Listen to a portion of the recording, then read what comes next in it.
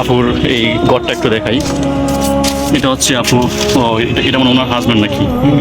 দাঁড়া দাঁড়া এক মিনিট দাঁড়া দাঁড়া।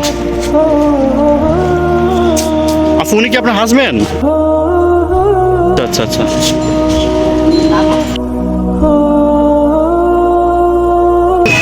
উনি থাকেন এখানে মানে এই আপু থাকেন এখানে, আর ওনার সম্পর্কে মামা থাকেন ওইখানে। ওনার মামা থাকেন এইখানে, আর আপু থাকেন আপুর বাচ্চাদেরকে নিয়ে এখানে। যদি কোনো বড় লোক মানুষ দেখে থাকেন ওনাদেরকে সাহায্য করবেন, ওনারা খুব খারাপ অবস্থায় আছে। ঢাকা মৎস্য ভবন এবং শিল্পকলা একাডেমির সামনে।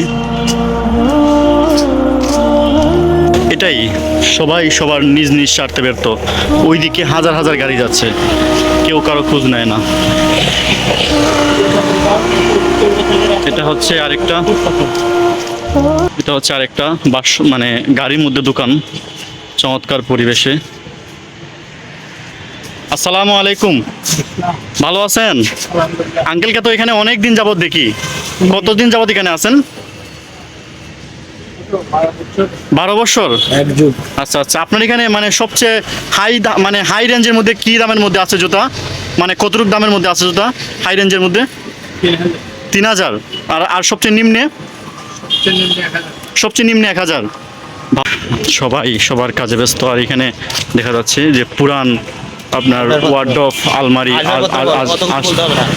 এগুলো বিক্রি করা হয়।